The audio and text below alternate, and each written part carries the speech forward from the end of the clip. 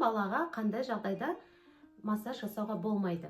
Яғни балаға біріншіден сәлем қыздар, келіншектер, жалпы баланың дамуына, денсаулығына бей-жай қарамайтын көрермен. Біз бүгін балаға профилактикалық және емдік жалпы массаж жасайтын боламыз. Үй жағдайында жасалатын жалпы массажға біз бірінші бөлмені дайындаймыз. Қыздар, өткен видеода бізге сауалнама жасаған болатынмын. Балаға өздеріңіз массаж жасап көрдіңіздер ме, қандай қиыншылықтар жолықты деген кезде маған бір қыз жазған еді. Балаға массажды көп жасап қоям ба, жауратып алам ба деп қорқамын деген. Енді соған қарай сіздерге айта кетейін, үй жағдайында бөлмені дайындағанда бөлме температурасы 20 градустан төмен болмау керек. Және баланы жауратып алам деп қорықсаңыз, осындай қосымша жаялық алып алсаңыз болады. Баланың массаж жасалған дене бөліктеріне жауып қоюға болады. Қыздар, балаларға массаж жасауға болмайтын кездер болады. Қандай жағдайда массаж жасауға болмайтындығы туралы осы видео барысында айтатын боламын. Соңына дейін менімен бірге болыңыздар. Ендігі сұраққа жауап: балаға массажды неше минут жасаймыз? Балаға массажды 15 минут пен 25 минут аралығында жасауға болады. Бұл баланың жас ерекшеліктеріне қарай. Ендігі мән беретін нәрсе, қыздар, май таңдау. Май таңдауда қандай да бір пісте майды қайнатып, не болмаса құйрық маймен деген нәрселер болмайды. Біз дәріханадан осындай балаларға арналған, аллергия тудырмайтын жақсы майды таңдауымыз керек. Қойдың майымен жасауға болмайды деген, бұл қойдың майы зиян деген, пайдасыз деген сөз емес, қыздар. Қойдың майын қандай жағдайда пайдаланамыз? Ол балада тұмаудың белгілері болған кезде табанға, балтырға, өкпе тұсқа, көкірек тұстарға жағуға болады әрине. Бірақ балаға жалпы массажды осындай арнайы майлармен жасаған дұрыс. Ондай болса, қыздар, ақпаратты бердім деп ойлаймын, бізге керекті. Енді массаж жасауға көшеміз. Қыздар, массажымызды бастаймыз. Массажды жасағанда қолды алдымен білекке дейін жуып аламыз. Одан кейін майды баланың денесіне емес, өзіміздің қолымызға себеміз. Қолымызға сеуіп, аяқтан бастаймыз. Бисмиллахиррахманиррахим, ем болсын деп. Баланың денесіне майды жағып аламыз, сипалап. Бізде балаға массаж жасаудың 4 түрлі этапы бар. Ол туралы экранға жазамын. Бірінші этап бізде сипалау. Баланың денесін сипалап, майды тегіс жағып, денесін кішкене қыздырып аламыз. Қыздырып алғаннан кейін аяқтан бастаймыз, табаннан.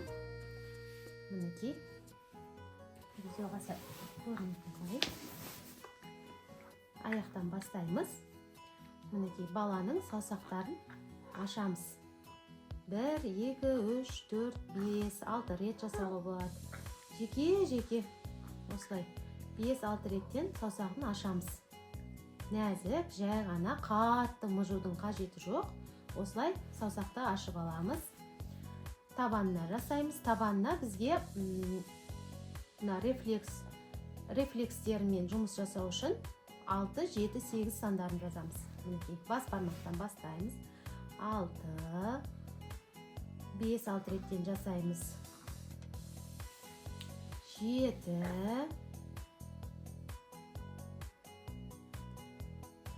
және 8.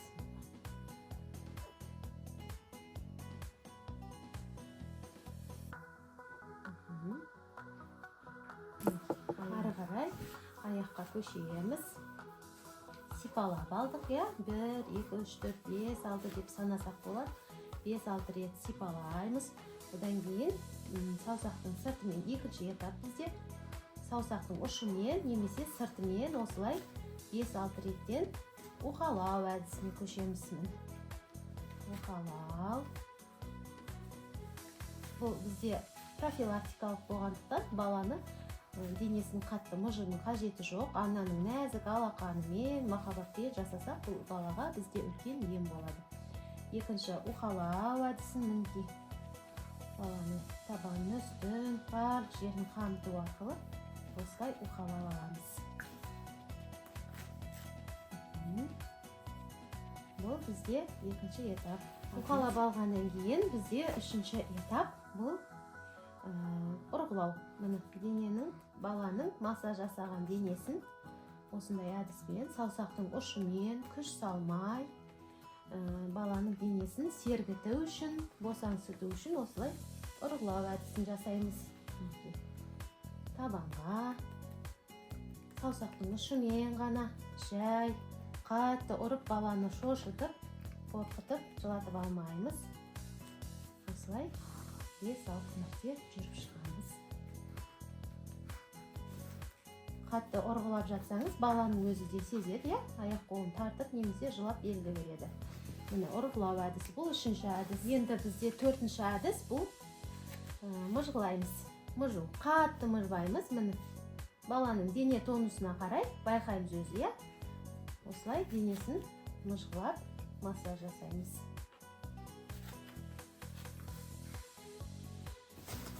Біз массаждың 4 этапын жасадық. Енді 2 аяқты да осылай, бір аяқты біз жасап біттік қой 4 этаппен. Енді 2-ші аяқты да дәл солай жасаймыз.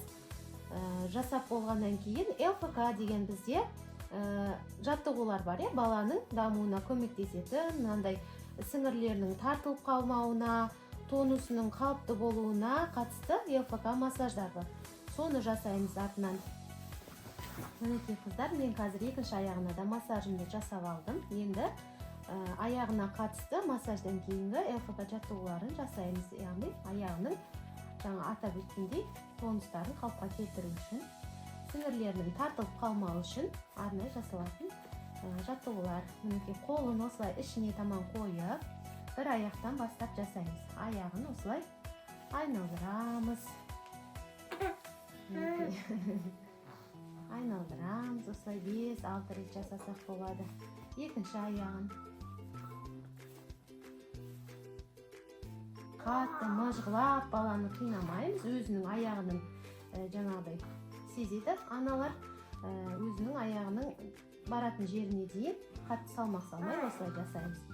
Енді аяғын бүгу арқылы, бүгу рефлекстерін оятамыз, сіңірлерін созамыз. Қатты емес, орташа қалыпта. 5 реттен жасаймыз.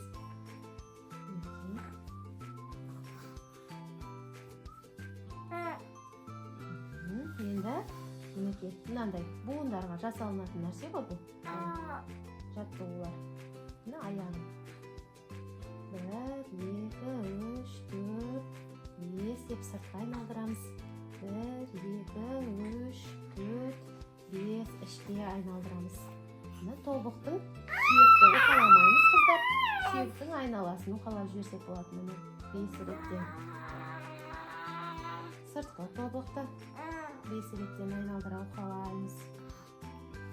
Тізесін.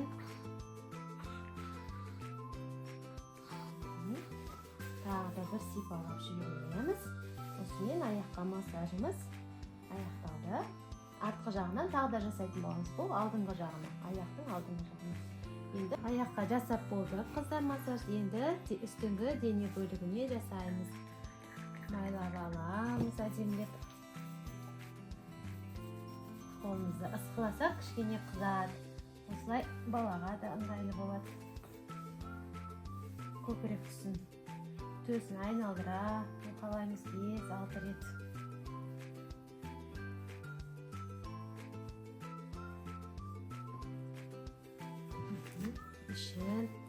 Ішін уқалаймыз. Сағат тілімен 5-6 рет уқалаймыз. Бұл бізде іші желденгенде, не болмаса запор болған кезде балаға жақсы көмектеседі.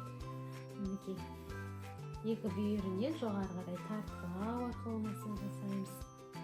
Желді жақсы шығарады. Енді қыздар қолына жасаймыз. 2 қолын майлап. Мен сіздерге бір қолмен ғана көрсетемін. 2-ші қолын да дәл солай қайталайсыздар. Алақанмен ысқылау етапы, сипалау етапы. 5-6 мәртеден сипалаймыз денесін. Қылдырамыз. Алақанына қыздар 0 және 8 сан жазамыз. Бұл рефлексті ояту. 1, 2, 3, 4, 5. 0 санын жазамыз. 2, 3, 4, 5. Енді саусақтарын ашамыз, е? Дәл аяқтағыдай, бұны да 5-6 мәрте жасаймыз. 1, 2, 3, 4, 5. 1, 2, 3, 4, 5. 1, 2, 3, 4, 5. Осылай 5-5 реттен саусақтарын ашып шығамыз. Денесін қайтадан сипалаймыз. Енді саусақтың ұшымен уқалау етапы. Бала кішкене бірінші күннен үшінші күнге дейін осылай массажда кішкене жылауы мүмкін. Бұл қалыпты, өйткені баланың денесі уқалап сипалағанға үйрену керек. Үшінші күннен кейін уже бала үйрене бастайды. Қолдың сыртымен жасаймыз. Баланың қолын сәл созып, қолтық тұстарын сипалап өтеміз де, қолды бұлай мұжамыз. Мұжып бұлай созбаймыз, тек бір орында тұрып мұжамыз. Сергітеміз денесін.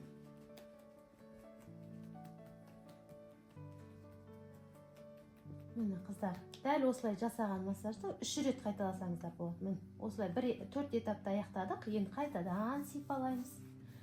Қайтадан уқалаймыз. Қайтадан мұжғылаймыз. Одан кейін сергітеміз. Осылай 3 реттен қайталап жасауға болады. Міне саусақтың ұшымен ғана, бүкіл қолымызбен бүйтіп істемейміз. Саусақтың ұшымен ғана. Енді дәл осылай екінші қолға да жасап аламыз. Мінекей қыздар, екінші қолына да массажын жасап болдым. Енді баланың қолына арналған жаттығулар, мінекей. Екі жаққа қарай созамыз. Былай айқастырамыз. Осылай 2-3 мәртеден жасаймыз. Қолын жан-жағына созамыз, жоғары жанына, жоғары жанына. Баланың буындарын былай жасасақ болады. Бұндай жаттығуларды қыздар байқап жасаймыз үй жағдайында. Өйткені баланың қолдарын шығарып алуымыз мүмкін, сондықтан жай ғана қатты емес, осылай жасап шығамыз. Алдыңғы дене бөлігіне жасап болдық. Енді ішпен жатқызып, артқы жағына жасаймыз. Қолымызды майлап аламыз. Аяқтың артқы бөлігіне жасаймыз. Бұлда да дәл солай. Аяқты енді біз жаңа ішкі жағынан аштық қой. Енді сыртқы жағынан ашамыз. 1, 2, 3, 4, 5 деп әр саусағын уқалаймыз.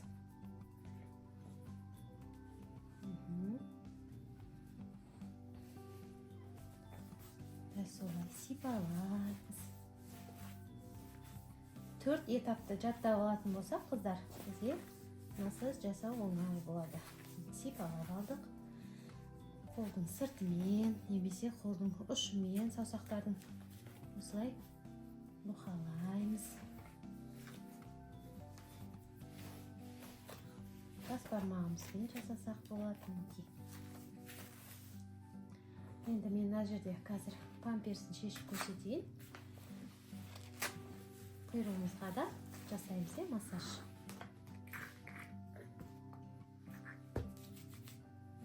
Бұл жерде, бұл бөлікке біз дисплазияға массаж жасалу видео сабағында да көрсетемін. Арнайы түсіремін, Құдай қаласа. Осылай жасаймыз. Сипалап болғаннан кейін уқалау.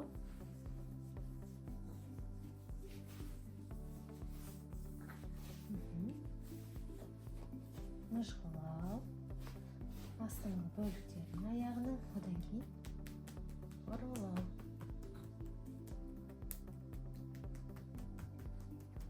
Қыздар ұрғылағанда мынау бүйрек бөлігіне өтіп кетпейміз. Тек құйрыққа. Құйрықтан төмен қарай. Жоғарыдан төмен қарай. Төменнен жоғары қарай. Ұрғылап болдық. Енді ЛФК екінші аяқты да дәл солай уқалап аламыз. Одан кейін ЛФК. Тізенің астына ұстаймыз бір қолмен, аяқты ашып жабамыз. 5-6 мәрте. Аяқты былайынан бүгілетін жағына қарай ұстап, осылай.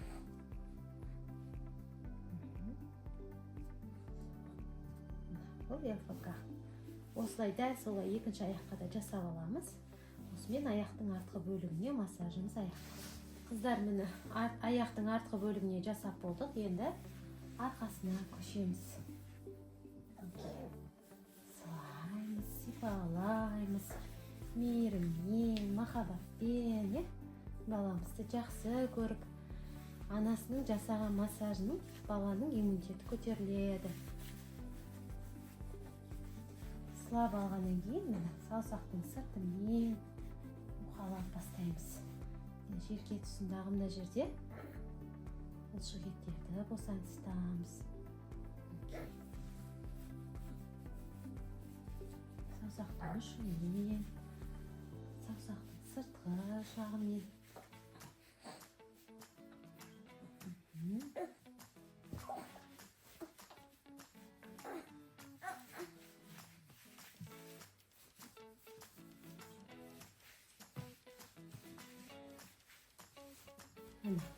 Қолды кезегімен, бір қолдың сыртымен, бір қолдың ішімен осылай уқалаймыз.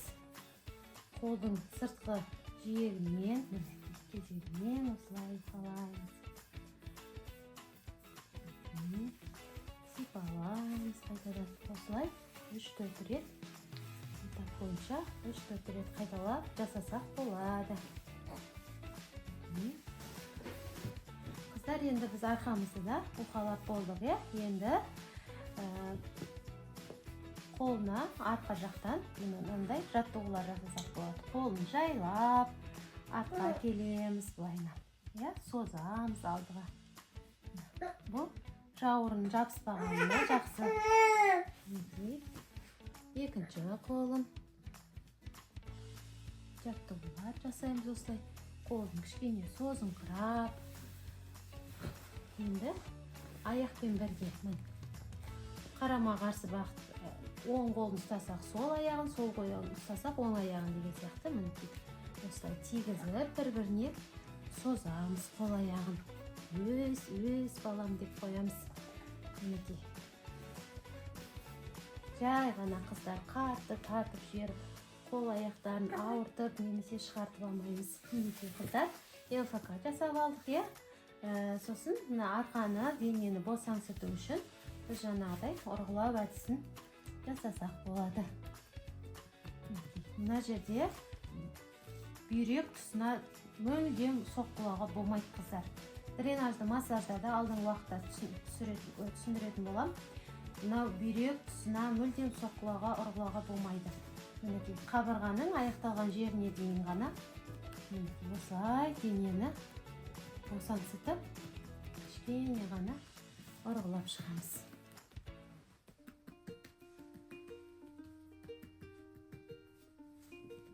Мынау және де омыртқа тұсын ұрғылауға болмайды, тек қана екі жағы қыздар.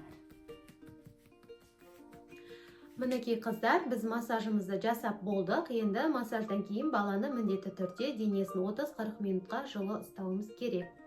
Тағы да айта кететін мәселе қыздар, массажды жасар алдында қолдағы артық заттардың бәрін шешеміз. Сақина, білезік, сағат деген секілді. Бізде баланың денесін жарақаттап алмас үшін артық зат болмауы тиіс. Қыздар, жаңа мен массаж жасау барысында айттым, балаға қандай жағдайда массаж жасауға болмайды. Яғни балаға біріншіден дене қызуы, яғни температурасы жоғары кезде жасауға болмайды. Екіншіден, балада жаңа туылған нәрестелерде бізде қазіргі таңда сарылық дегенде жылтуха деп жатады. Жылтуха көп. Жылтуха кезінде жасауға болмайды. Екіншіден, үшіншіден, баланың денесінде қандай да бір бөртпелер болған жағдайда жасауға болмайды. Төртіншіден, балада орби белгілер болған кезде, яғни тұмауратып ауырып жатқан кезде жасауға болмайды. Және бесінші, бұл балада ай сайынғы салынатын бізде прививкалар бар. екпе жасалынғаннан кейін 10 күнге дейін бізде балаға массаж жасауға болмайды. Қыздар, тағы да бөлісетін ақпарат, бұл балаға массаж міндетті түрде 10 күн жасалу керек. Біз жаңа туған нәрестені перзентханадан үйге келгеннен кейін шомылдырып бастаймыз, күнделікті шомылдырып, күнделікті массажын жасаймыз. Бұл бөлек әңгіме. Бұл 1 айға дейінгі күнделікті жасалынатын нәрсе. Ал енді бала 1 айдан асқаннан кейін, немесе 2 айдан бастап, 3 айдан бастап бізде дәрігерлер массаж тағайындап жатады. Дененің гипотонустарына байланысты, немесе черепное давление деп жатамыз. Бұндай массаждар міндетті түрде 10 күн жасалу керек. Өйткені бала сол 10 күннің алғашқы 3 күнінде денесі массажға үйренеді. Бұл бастапқы этап баланың денесін үйренуі. Ал бізге керекті нәтиже 3 күннен кейінгі 4 күн мен 10 күннің арасында беріледі. Осы қалған 7 күнде, яғни 4 мен 10 күннің арасында балаға біз балада массаж жасалу барысында нәтижені осы 7 күннің ішінде аламыз. Сондықтан да балаға 10 күн жасалуы бұл өте маңызды. Қыздар, бүгінгі бөліскен ақпараттарым сіздер үшін пайдалы болып деген ойдамын. Алдағы уақытта жолыққанша, мені жоғалтпалмас үшін подписаться нүктесін басып, қоңырауды басып қойыңыздар. Келесі кездескенше, балаларымыз аман болсын.